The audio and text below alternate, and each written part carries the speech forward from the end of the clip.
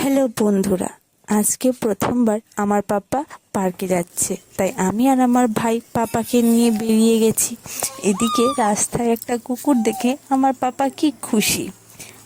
আসলে ওকে আমরা খুব একটা বাড়ি থেকে বাইরে বের করি না, তো এতদিন পর বাইরে বেরিয়ে আর রাস্তায় এত গাড়ি ঘোড়া দেখে সে খুব খুশি হয়েছে।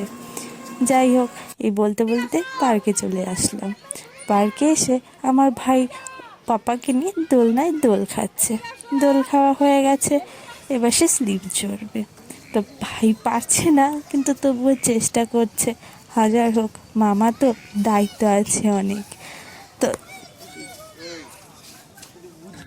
এদিকে আর পারলো না আমার ভাই, দিয়ে আমাকে দিয়ে দিল। এবার আমি আমার পাপাকে হাঁস চড়াচ্ছি। এবার আবার দোলনায় চলে এসেছে। আসলে দোলনাটা আমার পাপার খুব পছন্দের। দেখুন না, কি সুন্দর মহারাজার মতো বসে আছে দোলনায়।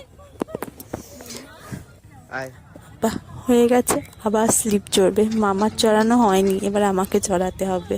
একবার না, আবার চড়বে। ছোট হলে কি হবে, যেয়ে দেওয়া সম্ভব।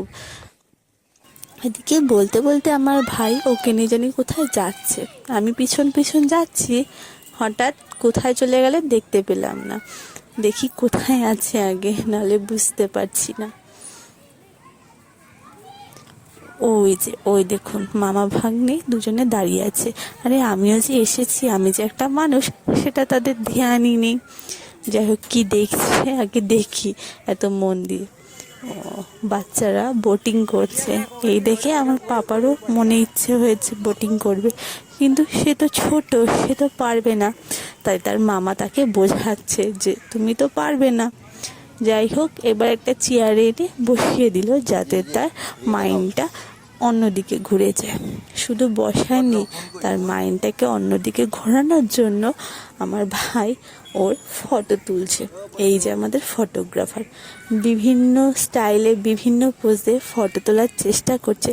কিন্তু এটা তো আমার পাপা, সে কিছুতেই ক্যামেরার দিকে তাকাবে না, এদিক ওদিক তাকিয়ে যাচ্ছে। কিন্তু আমার ভাইও চেষ্টার কোনো রকম ত্রুটি রাখেনি। কিন্তু এটা তো আমার পাপা, সে তুলবে না যখন, তুলবেই না। শেষমেশ ফোনটা পকেটে রেখে সে তার ভাগনার সাথে খেলতে শুরু করে দিল, কারণ সব চেষ্টাই বৃথা হয়ে গেছে।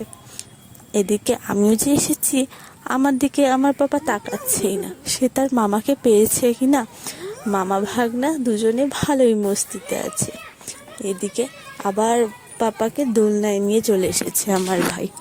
দোলনা তুলতে যে কি ভালোবাসে, সেটা কি বলবো আপনাদের। যাই হোক, এবার অনেক রাত হয়ে যাচ্ছে, বাড়ি যেতে হবে। তো আমি আর ভাই ওকে হাঁটিয়ে হাঁটিয়ে নিয়ে যাব ভেবেছি, কিন্তু যেই না শুনেছে বাড়ি যাব, অমনি সে আর যাবে না। মামার দিকে তাকিয়ে দাঁড়িয়ে গেছে, দেখুন। তো জেদ উঠে গেছে, সে যাবে না বাড়ি। তো আবার তাকে একটু দোলনায় দুলিয়ে শান্ত করছি, যাতে বাড়ি যায়। 7:30 বেজে গেছে, আর থাকা যাবে না। কিন্তু সে কি যাবেই না। যাই হোক, তারপরে বুঝিয়ে সুঝিয়ে রাজি হলো। এবার আমরা বাড়ি নিয়ে যাচ্ছি ওকে। ভাই এগিয়ে দিয়েছিল, বাকিটা আমরা দুজনেই চলে যাব। তো টাটা।